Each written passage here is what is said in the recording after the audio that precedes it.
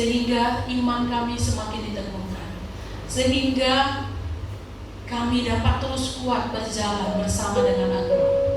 Tak akan pernah Tuhan berubah, tak akan pernah Tuhan berpaling dari Engkau. Hanya Engkau satu-satunya Tuhan di dalam hidup kami. Terima kasih Tuhan, berkata-kata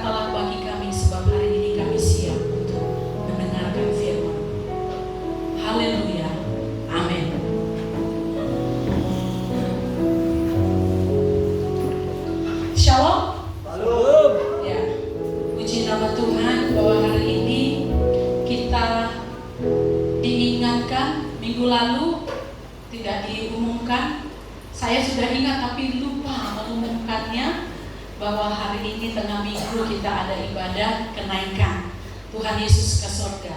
Ya, satu kebanggaan seharusnya, satu ucapan syukur bagi kita sebab hari ini walau dalam keadaan apapun kita masih digerakkan, terpanggil untuk datang beribadah.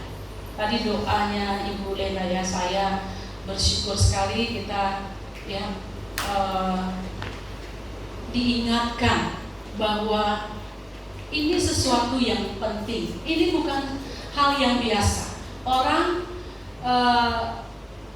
bersukacita merayakan perayaan Tuhan pada saat lahir saja. Setelah itu biasa, kematian mungkin karena ada suasana yang melankolis, ya orang ingat. Nah, kebangkitan orang ingat. Tapi ketika masuk kepada perayaan Tuhan Yesus ke surga, kebanyakan orang lupa.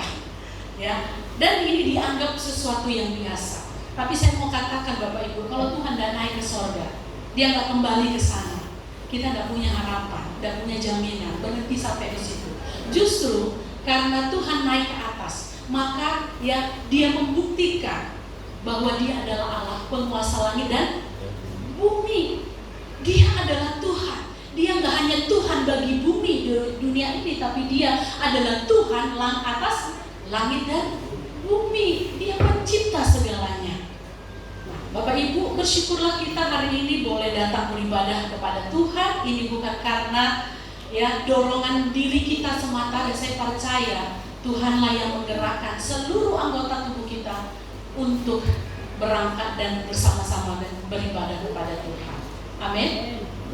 Ya, Bapak Ibu, beberapa hari yang lalu saya ditanya, kami bincang-bincang, ada seorang ibu bertanya kepada saya, Bu, kenapa ya akhir-akhir ini bumi ini tidak normal, kelihatannya tidak normal, menakutkan. Ya, saya bilang begini, saya bukan Tuhan, jadi saya nggak tahu kenapa demikian, ya kan? Dan saya juga nggak mau cari tahu kenapa fenomena alam yang akhir-akhir ini kita saksikan, kita rasakan begitu menakutkan. Nah, saya katakan saya tidak tahu jawabannya. Nah, Bapak Ibu, lalu dia bertanya, bukan hanya dia mengamati apa yang terjadi akhir-akhir ini, terus ya dia bertanya tentang banyak hal. Lalu saya katakan kepada ibu ini, Bu, memang ya hidup sekarang ini terlihat tidak normal. Ya, itulah hidup, tidak bisa dipastikan. Ya, tidak bisa dipastikan sama kemarin, sekarang, dan esok harus sama. Kita nggak bisa pastikan kehidupan ini sama. Hidup ini cepat sekali berubah. Apa yang dulu baik sekarang tidak dipandang baik.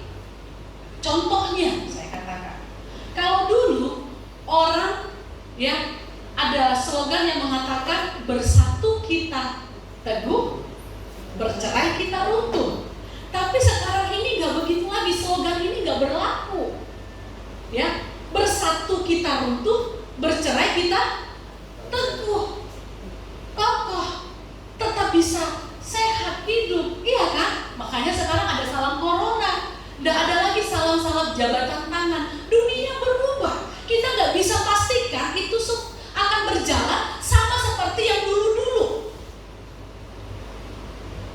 Kalau dulu salaman baik ya, betul ya. Tapi sekarang salaman dianggap tidak baik. Salaman itu mendatangkan celaka bagi seseorang yang sungguh paranoid. Ya, tapi sekarang saya nggak paranoid lagi. Tadi Bapak Titin kasih tangannya, nggak mungkin ya saya nggak sambut. Ya, saya udah lihat beberapa lama waktunya sejak masa corona nggak kenapa-kenapa, jadi ya nggak salah saya salam. Tapi ada orang yang begitu paranoid, salamnya itu malah berkakak. Nah, dunia bergerak, berubah begitu cepat. Bapak Ibu yang dikasihi oleh Tuhan, dikatakan bahwa dalam kitab 2 Korintus pasalnya yang kelima ayat 1, Ya, jika kemah tempat kediaman kita di bumi ini dibongkar, Allah telah menyediakan suatu tempat kediaman di sorga bagi kita, suatu tempat kediaman yang kekal, yang tidak dibuat oleh tangan manusia. Saya mau katakan kepada kita semuanya bahwa dunia ini bisa berubah. Bahkan tempat di mana kita bumi berpijak ini satu kali dikatakan ini akan dibongkar. Tidak ada lagi tempat yang aman untuk kita berdiri berdiam, untuk kita bisa nikmati dunia ini secara aman. Tidak ada Bapak Ibu. Satu hari kelak, ya, kemah atau dunia di mana kita tinggal ini akan dibongkar. Nah Bapak Ibu, bagaimana kita menghadapi situasi-situasi yang tidak menentu di masa yang akan datang? Saya katakan bagi orang paranoid, tidak usah dunia ini goncang. Saya sering katakan jerawat tumbuh di pipi saja bisa menjadi sebuah goncangan atau tsunami yang sangat besar.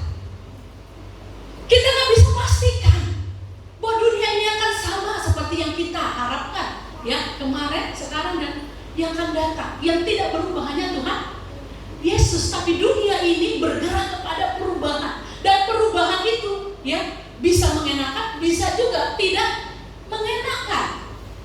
Nah Bapak Ibu, kalau perubahan itu terjadi, apa yang kita akan lakukan? Nah banyak orang merasa gelisah, cemas, takut. Tapi Bapak Ibu, dalam 2 Korintus pasal 5 ayat 1 tadi dikatakan ada sebuah penghiburan yang sungguh ya membuat kita sebagai orang percaya bisa bernafas lega. Oke, bahwa semua dunia ini akan porak-poranda, tapi ada satu jaminan bahwa kalaupun kemah tempat kediaman ini akan dibongkar satu kali kelak, ya kita kocak-kacir, walaupun tubuh kita ini akan hancur dan binasa, tapi kita tahu bahwa Tuhan menyediakan satu tempat yang indah bagi kita di kekekalan nanti. Amin. Ya, jadi kita nggak perlu gelisah ataupun takut menghadapi segala hal yang terjadi dalam dunia ini. Bapak Ibu, setiap tahun kita merayakan perayaan kenaikan Tuhan Yesus ke surga. Saya mau bertanya, untuk apa sebenarnya ya perayaan ini kita lakukan? Atau kenapa kalender secara dunia menetapkan atau membuat ya memberikan space untuk kita merayakan perayaan kenaikan Tuhan Yesus?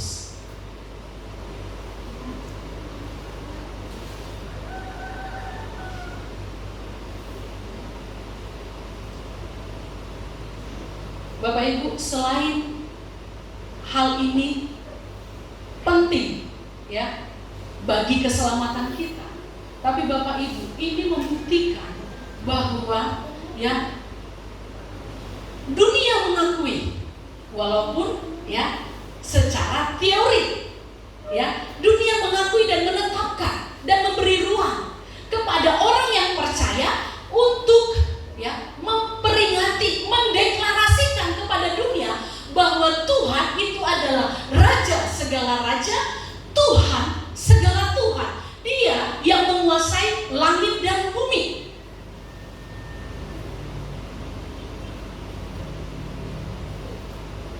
Dia berasal dari surga, dia kembali ke surga, dan itu dibuktikan bukan oleh 1-2 orang, tapi dibuktikan oleh ratusan orang jumlahnya. Berapa jumlah orang yang menyaksikan proses kenaikan Tuhan Yesus ke surga? Ada berapa orang? Ada berapa orang, Bu Lisna? Ayo, siapa yang bisa jawab saya kasih hadiah.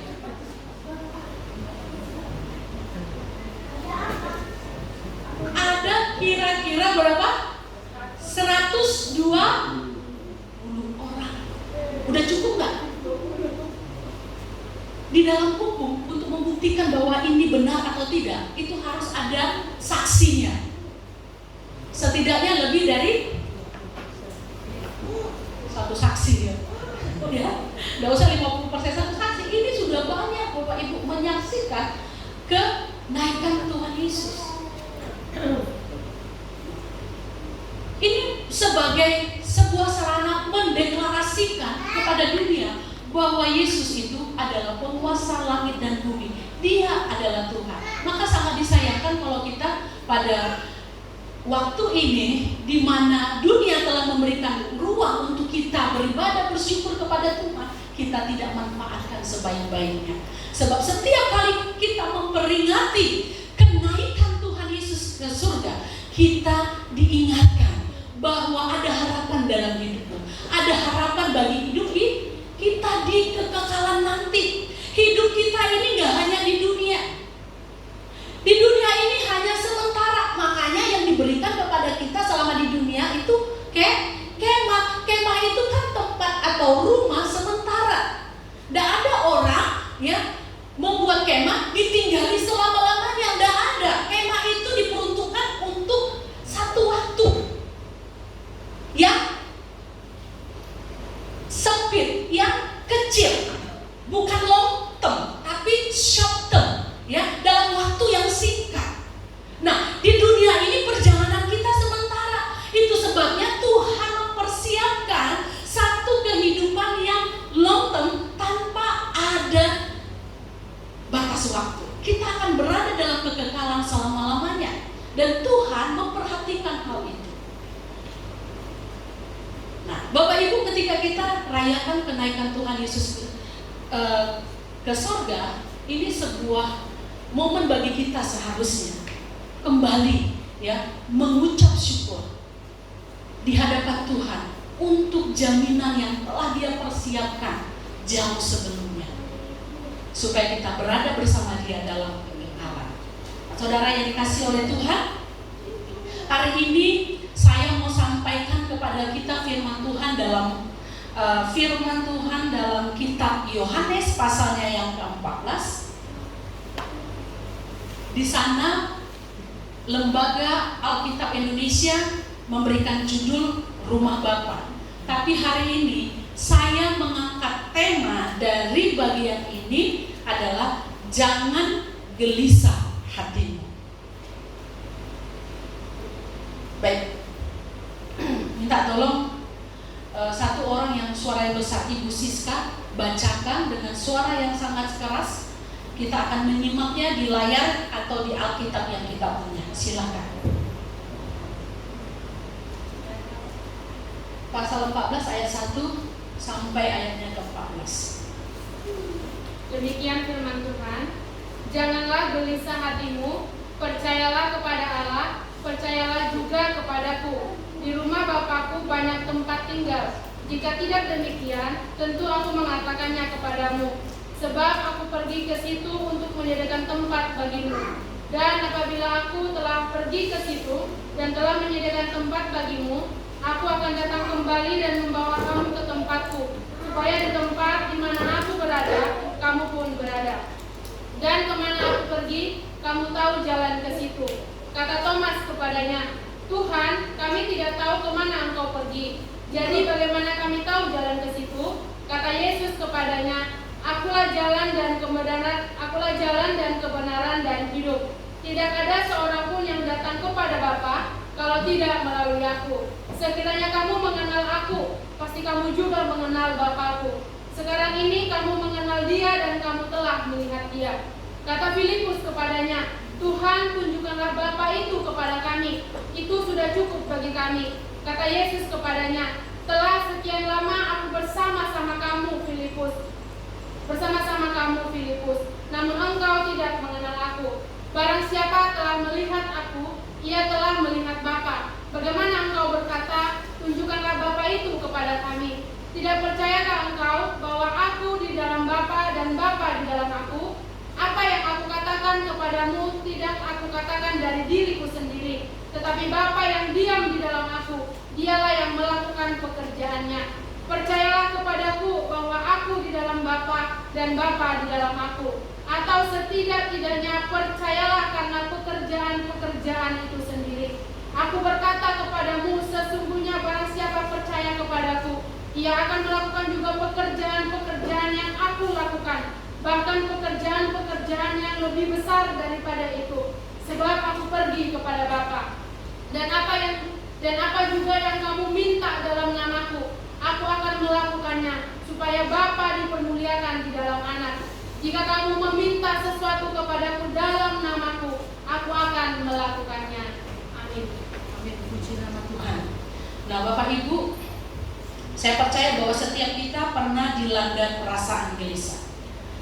Gelisah tentang masa depan, ya mungkin saja bisa terjadi. Gelisah akan ekonomi, gelisah akan jodoh yang tak kunjung datang-datang, atau kita punya jodoh, sudah punya pasangan, sudah punya pacar, tapi tidak pernah berakhir dengan kata, apakah kamu mau menikah denganku? Kita nggak ngerti, ini menggelisahkan. Ya, kita gelisah akan pekerjaan, kita gelisah akan masa depan, kita gelisah akan kesehatan kita gelisah, ya, akan anak-anak kita, karir kita, dan lain sebagainya. Banyak alasan yang mungkin ya dijadikan alasan untuk mengalami satu kondisi yang gelisah. Tapi Bapak Ibu, hari ini ya di awal kalimat apa yang kita baca pada perikop ini dikatakan, janganlah gelisah hatimu. Janganlah gelisah hatimu. Nah Bapak Ibu, kenapa Tuhan Yesus mengungkapkan ya pernyataan ini?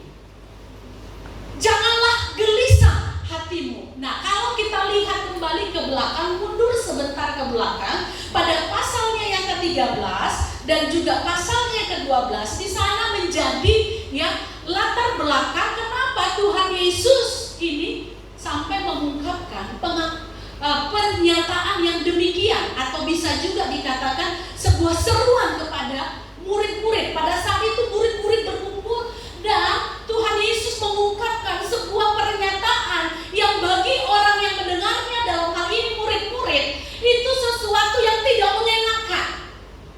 Pasalnya yang ke-13, ayatnya yang ke-33. Boleh dibuka? Ya, saya nggak baca secara lengkap, tapi dikatakan pada pasalnya yang ke-13 ayat 33, hanya seketika saja aku ada bersama kamu. Hanya seketika saja aku ada bersama dengan kamu. Bapak Ibu tahu tidak? Ya, ketika Yesus mengatakan ini, peristiwa atau momen ini diungkapkan, ini tidak jauh ya dari peristiwa yang terjadi sebelumnya. Pada pasal 12 di sana yang ada peristiwa di mana Yesus diurapi di Betania oleh seorang wanita yang sangat royal. Dia mempersembahkan minyak yang begitu mahal, ditumpahkan dari atas sampai meleleh ke kakinya Tuhan Yesus. Lalu yang kedua, ada sebuah peristiwa yang cukup yang membuat para murid ini juga merasa bangga ada dalam ya kumpulan atau gengnya Tuhan Yesus. Ya karena apa? Pada ayatnya yang ke-12 di sana disebut Yesus dieluk-elukan di ibu kota Yerusalem. Bayangkan Bapak Ibu, ini sosok Tuhan Yesus yang bagi murid-murid adalah sosok yang sangat luar biasa. Berada bersama dengan Tuhan Yesus pada saat itu, ini satu prestise tersendiri. Ini satu kebanggaan tersendiri di hati para murid pada saat itu. Ya, bahkan bukan hanya sebuah prestis tersendiri yang membuat hati mereka sungguh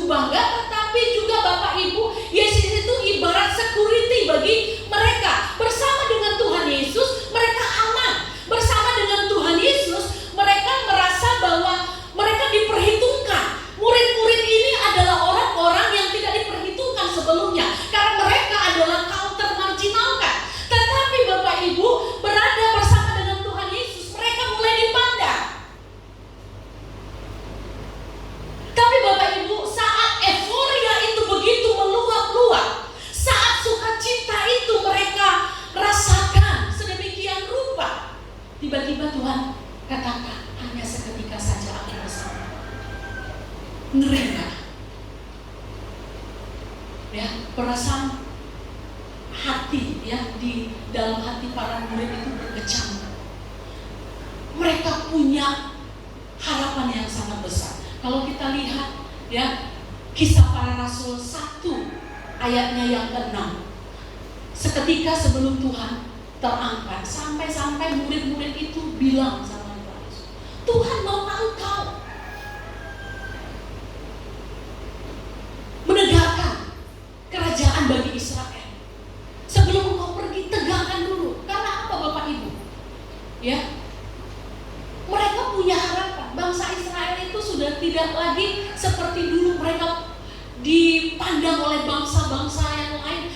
Bangsa Israel itu bangsa yang begitu besar, bangsa yang ditakuti. Tapi ketika pembuangan tidak ada pemulihan, bangsa Israel kocar-kacir ke sana kemari. Mereka eksodus, mereka menjadi orang yang nomaden dari satu tempat ke tempat yang lainnya. Nah, mereka ingin kehadiran Tuhan Yesus, keberadaan Tuhan Yesus di tengah-tengah mereka adalah sebuah harapan, adalah sebuah solusi bagi kerajaan Israel ditegakkan kembali. Setidaknya kalau Tuhan Yesus tetap ada bersama-sama dengan mereka dan kerajaan itu bisa kembali dibangun, mungkin di dalam benaknya para murid-murid, kalau saya ya sampai melihat Tuhan Yesus membangun kerajaan bagi Israel, ya mungkin saja para murid-murid ya dijadikan menteri, setidaknya menteri di kerajaan itu. Tapi Bapak Ibu, ketika Tuhan Yesus mengungkapkan pernyataan ini, sepertinya dunia mereka runtuh, semangat mereka hilang, hati mereka kacau, mereka gelisah. Sampai Petrus bilang, aku akan tetap mengikuti engkau sekalipun nyawaku. Tapi Tuhan Yesus ingatkan, ya kan? Tuhan ingatkan, jawab Tuhan Yesus di ayat yang 38 pasal 12, nyawamu akan kau berikan bagiku. Sesungguhnya aku berkata kepadamu, sebelum ayam berkokok engkau telah menyangkal aku 3 kali, ya Petrus. Begitu dramatis memang suasana pada saat itu. Sampai-sampai Petrus katakan, aku akan serahkan hidupku, jangan kau pergi. Tapi Bapak Ibu, ada Tuhan Yesus berkata, akan lebih baik jikalau aku kembali ke sana. Kenapa dia berkata demikian? Karena kalau nggak kembali ke sana, kita nggak kemana-mana. Murid-murid nggak kemana-mana. Itu sebabnya dia katakan, akan lebih baik bila aku kembali ke surga. Bapak Ibu yang dikasihi oleh Tuhan, kegelisahan adalah latar belakang mengapa Tuhan Yesus mengatakan, jangan gelisah hatimu.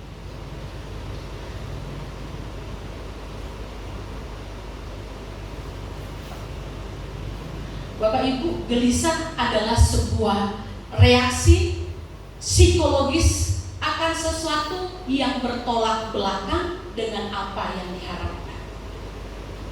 Gelisah adalah kecemasan yang diakibatkan oleh ketidakpastian. Tidak ada orang yang jalannya lancar, semua pasti itu mengalami gelisah. Kegelisahan biasanya muncul karena ada ketidakpastian. Ya, tuh Siska, tadi udah gak gelisah lagi, kemarin gelisah karena pacaran tapi nggak tahu kapan nikahnya.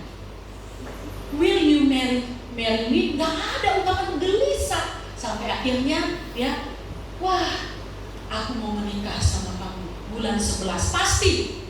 Tahunnya pasti nggak pasti ya, 2020 ya, bukan. Ada orang bilang, aku mau menikah dengan bulan 11, tapi nggak tahu bulan 11-nya kapan. Iya kan? Nah, ini pasti 2020.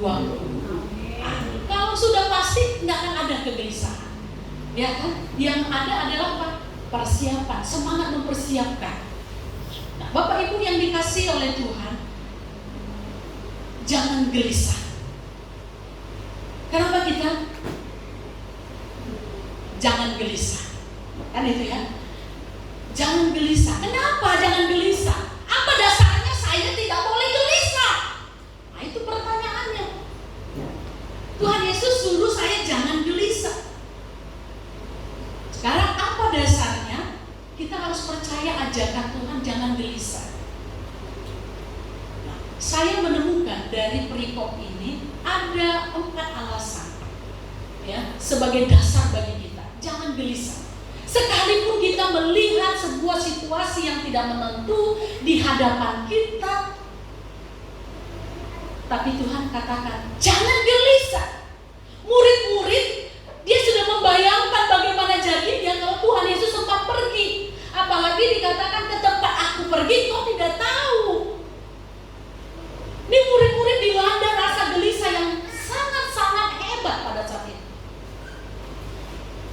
Tapi Tuhan bilang, jangan gelisah hatimu. Dan pesan ini juga, himbauan ini juga disampaikan kepada kita di zaman ini. Jangan gelisah hatimu.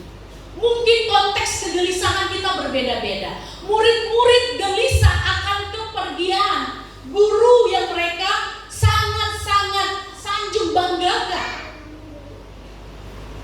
Mereka seperti kehilangan pegangan. Selama ini mereka itu sudah merasa safety dengan kehadiran Tuhan Yesus di samping mereka. Ada lawan Tuhan Yesus yang hadapi, ada angin yang kencang Tuhan Yesus hadapi, ada ombak yang besar Tuhan Yesus hadapi, dan mereka merasa aman bersama dengan Tuhan. Nah sekarang Tuhan tidak ada, terus kita bagaimana? Seperti kapal yang oleng ya kesana kemari, nggak tahu bagaimana menyelesaikannya. Tapi Tuhan tahu ya, dari raut wajah para murid-murid, kekacauan hati murid-murid, Tuhan Yesus sangat paham. Sehingga dia memberikan sebuah ya pesan, jangan gelisah hati.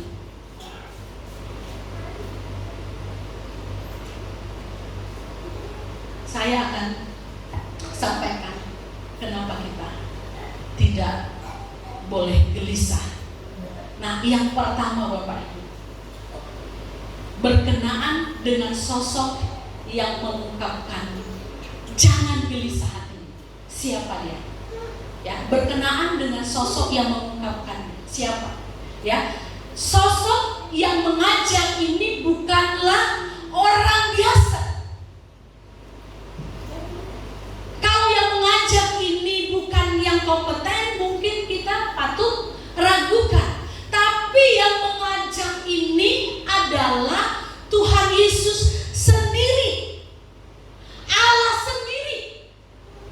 Pada ayatnya yang pertama dikatakan, janganlah gelisah hatimu, percayalah kepada Allah, percayalah juga kepadaku. Yang mengajak ini bukan Thomas yang penuh dengan keraguan-keraguan. Yang bicara ini bukan Petrus, tapi yang bicara ini, yang mengajak ini adalah sosoknya adalah Yesus itu sendiri. Nah ini yang menjadi dasar bagi kita untuk kita tidak gelisah. Yang mengungkapkan ini bukan Bu Ida, bukan saya. Saya hanya melanjutkan apa yang Tuhan Yesus ungkapkan. Jangan gelisah hatimu. Itu terus proklamirkan di dalam hati kita, terdengar di telinga kita. Jangan gelisah hatimu, Aida. Jangan gelisah hatimu, Aida. Proklamirkan. Karena apa? Yang mengungkapkan ini sosoknya adalah Tuhan itu sendiri. Itu yang pertama. Yang kedua, berkenaan dengan keterlibatannya secara langsung melakukan yang sempurna bagi orang yang mendengar ajakan. Sekali lagi, berkenaan dengan keterlibatannya secara langsung melakukan yang sempurna bagi orang yang mau mendengar ajakannya. Ayatnya yang kedua sampai ketiga dikatakan, di rumah Bapakku banyak tempat tinggal. Jika tidak demikian, tentu aku mengatakannya kepadamu. Sebab aku pergi ke situ untuk menyediakan tempat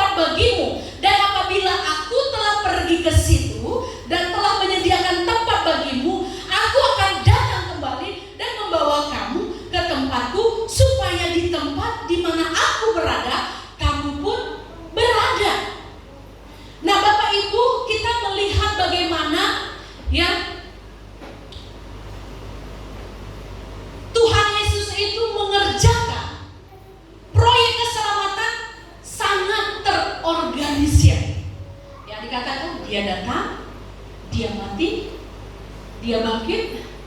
Nggak sampai di situ, dia sempurnakan proyek keselamatan itu sampai di kekekalan. Dia pergi ke sana. Sampai di sana dia nggak ngomong-ngomong kaki, Bapak Ibu. Sampai di sana dia nggak ngopi-ngopi. Sampai di sana dia nggak santuy-santuy ya. Bahasa anak gaul sekarang, santai-santai. Ya, selfie. Lihat ya, aku udah di surga nih, lihat. Kalau rindu dengan aku nih fotonya. Enggak.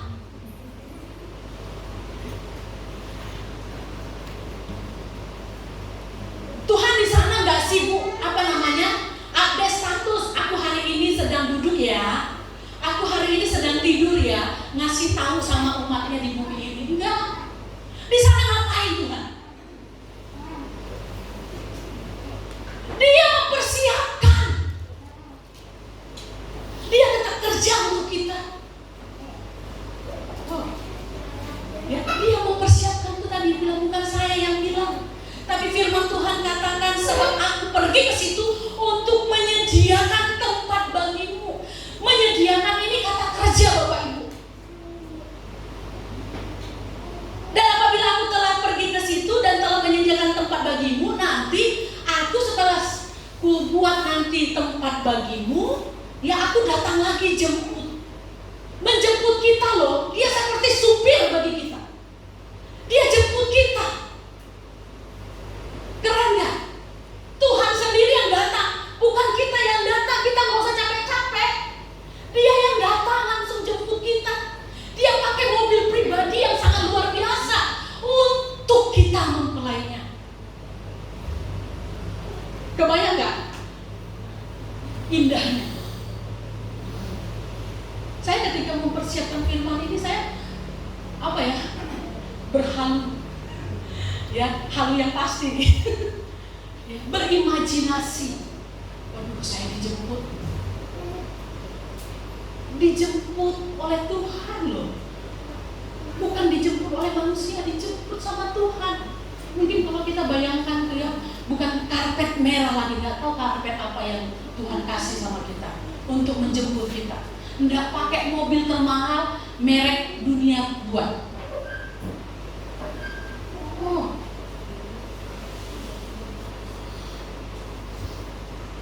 Dia kerja, Bapak Ibu. Dia nggak hanya kasih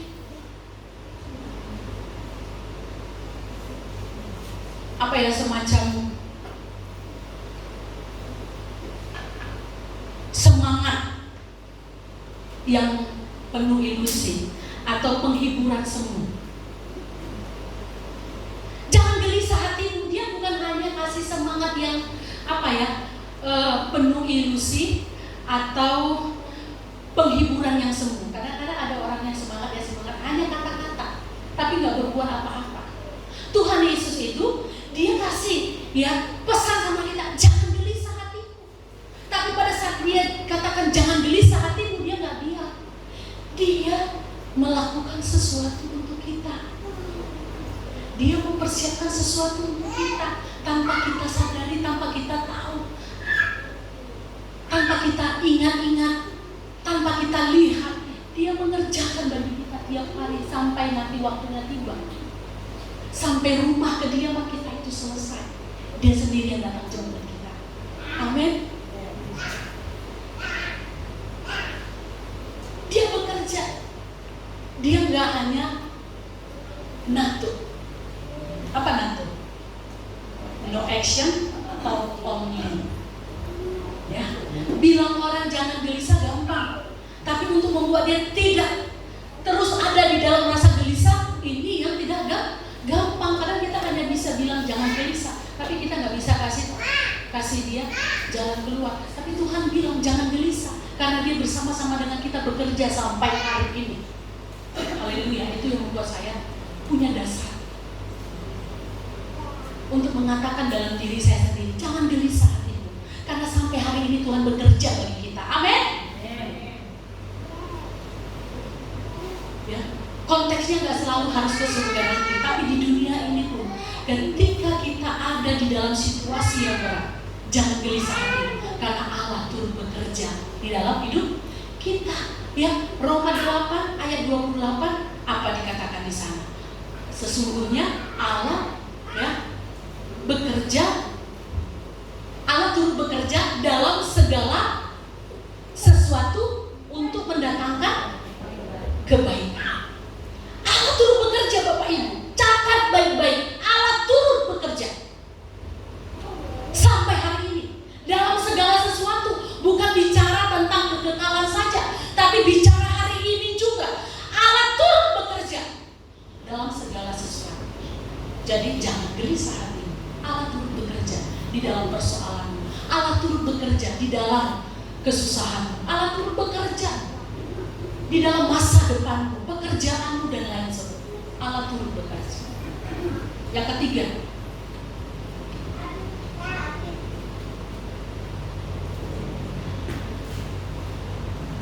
apa dasarnya kita jangan ikut ajakan atau arahan dari Tuhan Yesus? Jangan gelisah hati, karena penunjuk way out, jalan keluar itu berkompeten. Penunjuk way out-nya itu berkompeten. Apa itu kompeten? Kompeten artinya menguasai jobnya, menguasai pekerjaannya, menguasai situasinya, menguasai keadaannya. Pada ayatnya yang ke-6 dikatakan, kata Yesus kepadanya, "Akulah jalan dan kebenaran dan hidup.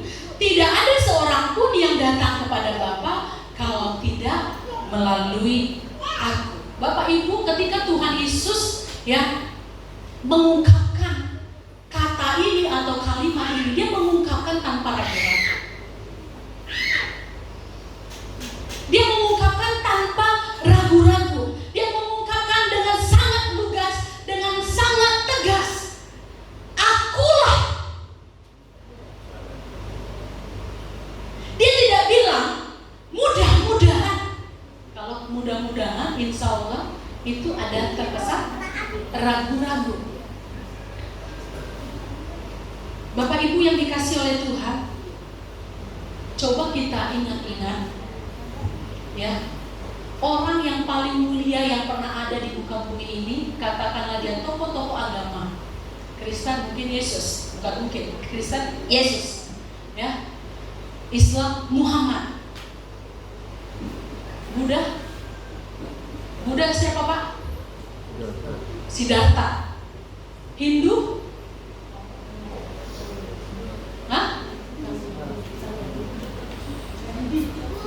Saya nggak tahu. Punya tokoh-tokoh hebat, tokoh-tokoh yang menjadi panutan, dan mereka memang jadi panutan.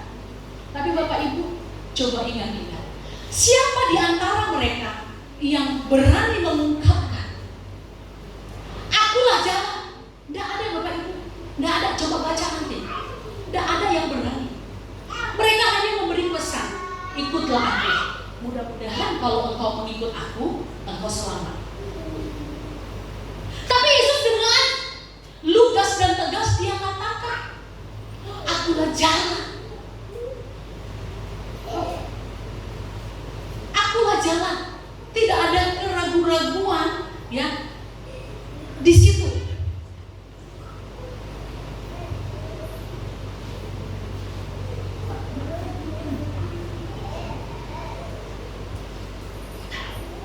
Bapak Ibu yang dikasih oleh Tuhan, banyak orang ragu kepada Tuhan Yesus, termasuk murid-murid. Sungguhkah Tuhan ini kompeten? Coba baca ayatnya yang ke-8 dan 9.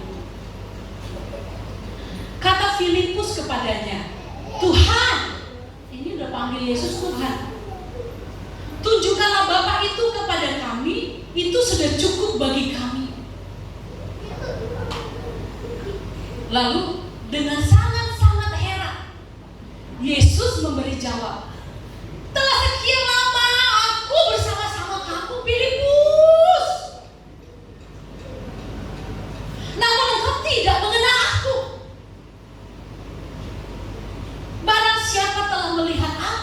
yang telah melihat Bapa.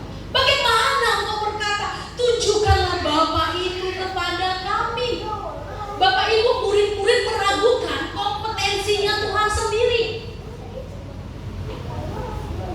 Dia anggap Tuhan tapi tidak dirasa Tuhan.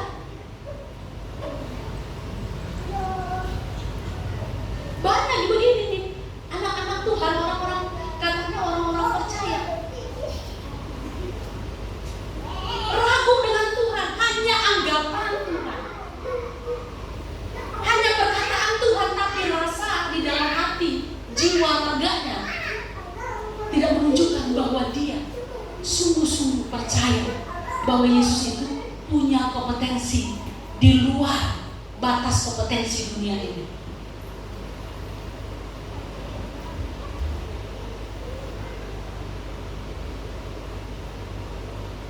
Yesus sangat menguasai proyek yang dia kerjakan. Kenapa? Kalau tadi dikatakan, ya, dia berasal dari surga, turun ke bumi, dan dia kembali ke sana. Siapa yang kita percayai? Kalau misalnya begini ya, saya orang Kota Canggih, Ibu Rini orang Jawa, terus ada orang yang mau pergi ke Kota Canggih, yang kita pilih untuk menjadi penunjuk jalan yang pasti sampai siapa di antara kami berdua? Seandainya di antara Bapak Ibu mau ke Kota Canggih, siapa yang Bapak Ibu tunjuk paling percayai, yang punya kompetensi untuk bisa bawa kita sampai ke Kota Canggih dengan selamat? Siapa di antara kami berdua? Ibu Rini? Saya tentunya, karena saya berasal dari sana. Saya sudah bolak-balik ke sana dan saya tahu ya, cari jalan yang pasti sampai ke Kota Canggih dengan selamat tanpa kurang suatu apapun. Saya, karena saya tahu Bu Rini, dia hanya mungkin menggunakan Google Map. Google Map ini pun kadang-kala bawa jalan-jalan yang membingungkan, belum tentu sampai. Tapi kalau saya pasti sampai, saya bisa tunjukkan jalan yang benar. Nah, Tuhan ini punya kompetensi, karena apa? Dia udah dari sana, dia tahu ke sana, caranya ke sana pun dia tahu. Jadi kita harus percaya sama dia, nggak usah ragu dengan dia, bahwa dia bisa selesaikan masalah kita. Amin. Dia solusi, dia way out yang dapat kita percayai. Jadi kalau kita dapat masalah, datang masalah menimpa kehidupan kita, carinya dia, carinya Tuhan, karena dia adalah way out yang sangat berkompetensi. Bukan kepada manusia, bukan kepada siapa-siapa, tapi kepada Tuhan. Itu sebabnya gak usah gelisah. Ketika kita datang kepada Tuhan, katanya apapun yang kita minta dikasih. Masa kita mau ragu lagi? Katakan, kalau masih engkau ragu, ya, ayatnya yang ke-11 dikatakan, percayalah kepadaku bahwa aku di dalam Bapa dan Bapa di dalam aku. Atau setidak-tidaknya percayalah karena pekerjaan itu sendiri matamu telah melihat, Filipus, segala karya-karya yang kubuat selama ini. Tidakkah itu cukup untuk membuat kau yakin bahwa akulah Bapa itu? Aku punya kompetensi untuk bisa selesaikan perkaramu, masalahmu. Aku bisa bawa kau ke surga. Aku bisa selesaikan masalahmu. Tengah-tengah dunia ini, walaupun aku di surga, tapi karyaku sampai di bumi pun masih tetap sama, nggak berubah. Itulah yang menjadi dasar bagi kita untuk kita tidak gelisah. Karena Allah yang kita sembah adalah Allah yang punya kompetensi yang tidak boleh diragukan. Dia menguasai jobnya, dia menguasai pekerjaannya, dia menguasai proyeknya.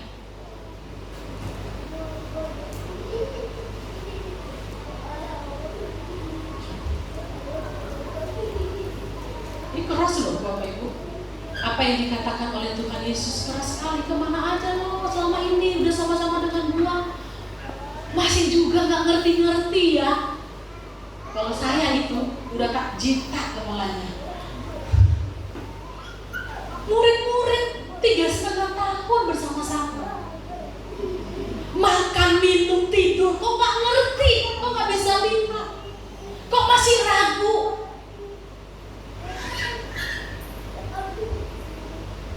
Makanya kalau ada orang-orang yang katanya dia cinta Yesus, sembah Yesus, itu masih pergi ke tempat yang lain.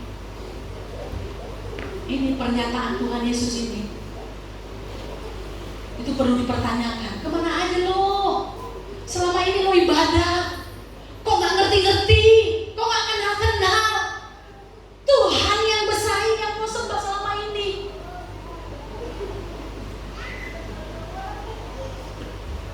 Ingat ya, Tuhan yang kita sembah itu adalah Tuhan yang punya kompetensi yang sangat luar biasa. Dia gak boleh diragukan, dia tidak patut diragukan. Itu yang ketiga. Yang keempat,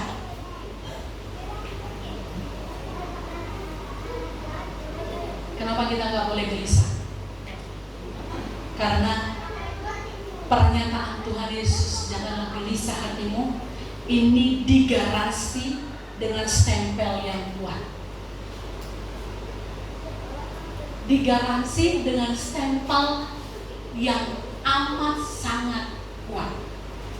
Ayat 12-14 dikatakan, aku berkata kepadamu, sesungguhnya barang siapa percaya kepadaku, ia akan melakukan juga pekerjaan-pekerjaan yang aku lakukan, bahkan pekerjaan-pekerjaan yang lebih besar daripada itu, sebab aku pergi kepada Bapa, dan apa juga yang kamu minta dalam namaku, aku akan melakukannya, supaya Bapa dipermuliakan di dalam Anak.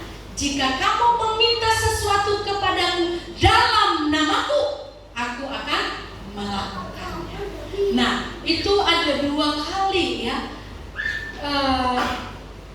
disebutkan kata dalam namaku, aku akan melakukannya.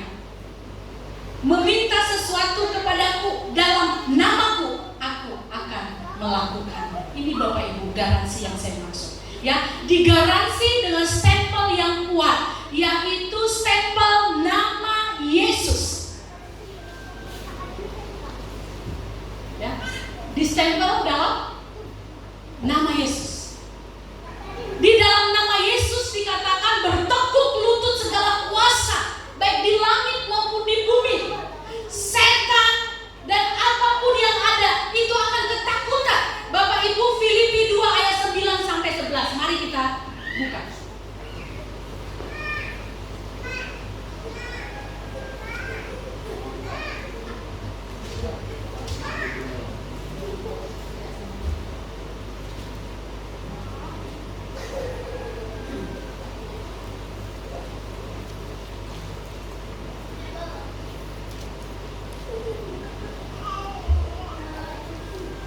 Sudah ketemu?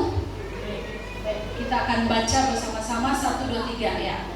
Itulah sebabnya Allah sangat meninggikan dia dan mengaruniakan kepadanya nama di atas segala nama, supaya dalam nama Yesus bertekuk lutut segala yang ada di langit dan yang ada di atas bumi dan yang ada di bawah bumi, dan segala lidah mengaku Yesus Kristus adalah Tuhan, bagi kemuliaan Allah Bapa.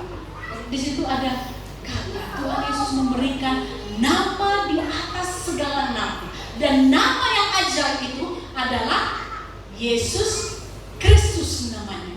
Nah, Bapak Ibu yang dikasihi oleh Tuhan, kenapa kita nggak boleh gelisah? Kenapa kita jangan gelisah?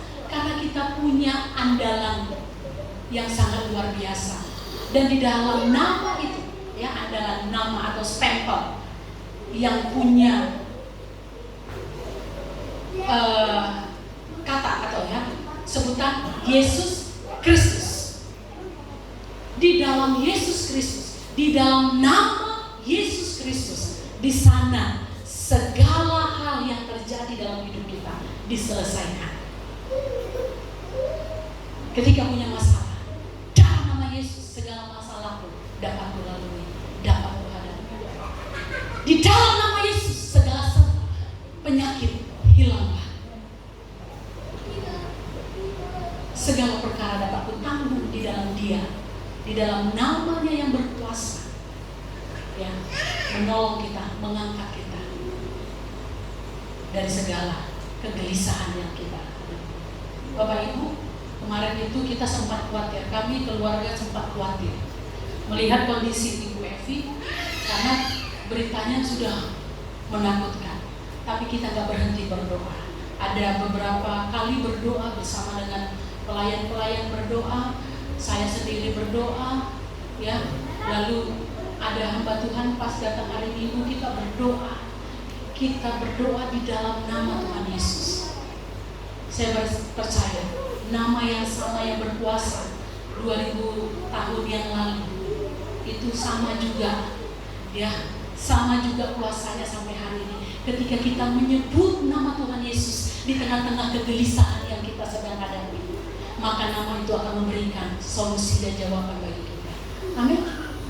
Dikatakan bahwa apapun yang kau minta dalam namaku, bukan dalam nama Ibu Ida, dalam nama Yesus Kristus, aku akan melakukannya, aku akan memberikannya. Nah, hari ini apakah kita gelisah?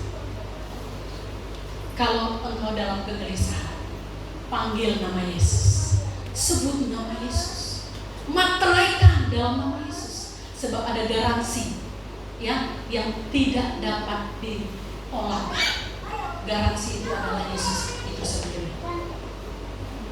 Kesusahankah engkau hari ini? Kesulitankah engkau hari ini yang berakibat timbulnya kegelisahan yang sangat hebat? Maka sebut nama Tuhan Yesus, panggil nama Yesus.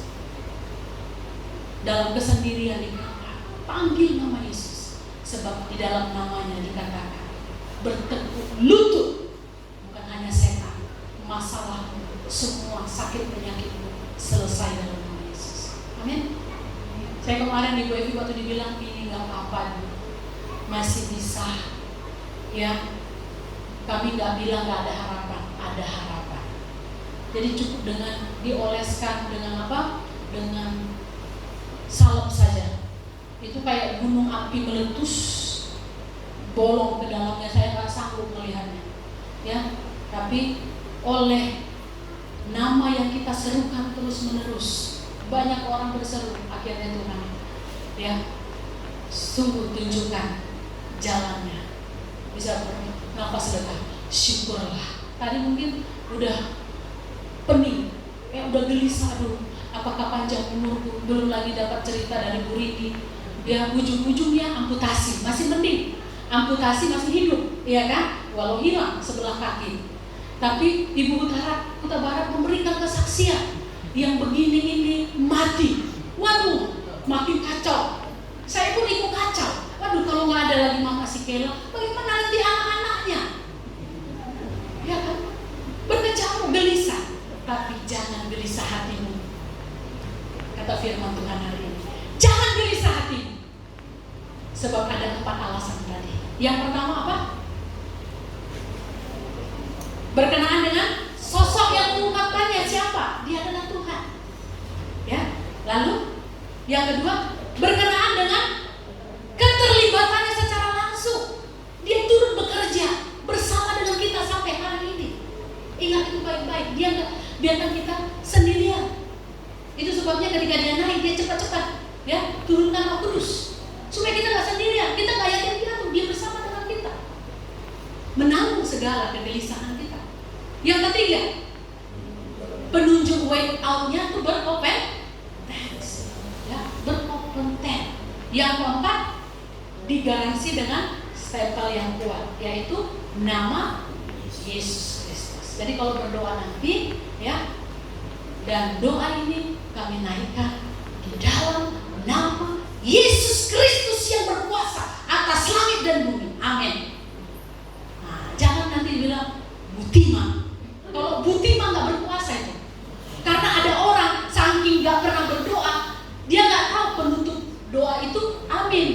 Jadi sudah berdoa, dia teringatnya kalau Parhata. Kalau Parhata selesai ngomong apa? Butima. Nah, tapi kalau doa nggak boleh Butima, harus dalam nama Tuhan Yesus yang berkuasa atas langit dan bumi.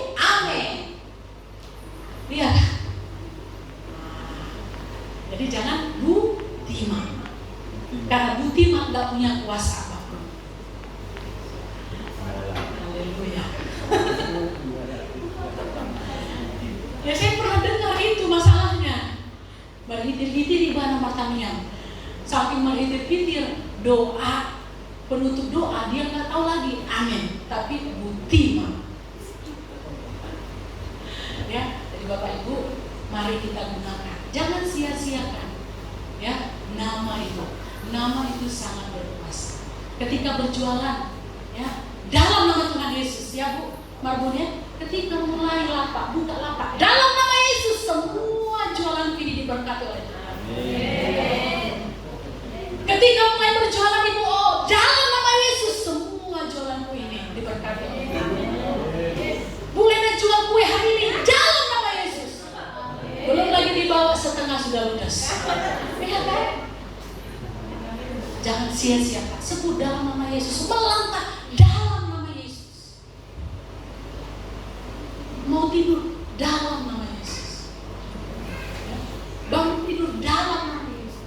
Semua kegerakan yang kita lakukan harus dilakukan dalam nama Yesus. Mari kita berdoa. Bapa, kami bersyukur untuk firman-Mu hari ini bagi kami. Ingatkan kami bahwa sesungguhnya kegelisahan memang ada, tetapi biarlah kami tidak tinggal di dalam kegelisahan, karena ada dasar yang teguh, dasar yang kuat yang membuat kami harus percaya terhadap panggilan Tuhan, terhadap ajakan Tuhan. Janganlah gelisah hatimu. Biarlah firman ini Tuhan, sungguh Tuhan, kami ingat dan kami praktekkan dalam hidup kami sehari-hari, sehingga sungguh terlihatlah kami orang yang sungguh-sungguh beriman kepada Engkau. Terlihatlah bahwa kami adalah orang-orang yang sungguh percaya kepada Engkau. Sekalipun ada masalah, tapi kami tidak pernah menunjukkan kegelisahan itu secara membabi buta kepada orang-orang, apalagi orang yang melihat itu secara nyata dalam diri kami. Biarlah cukup kami mungkin yang boleh merasakan kegelisahan, tapi kegelisahan itu kami tidak mau Tuhan tinggal diam di dalam hati kami. Hari ini firman Tuhan sudah membeberkannya kepada kami, bahwa kami punya dasar yang teguh untuk kami tidak gelisah menghadapi apapun yang terjadi. Terima kasih Tuhan, tolong hamba-Mu dan kami semua yang mendengarkan firman. Di dalam nama Tuhan Yesus Kristus kami berdoa bersyukur. Amin.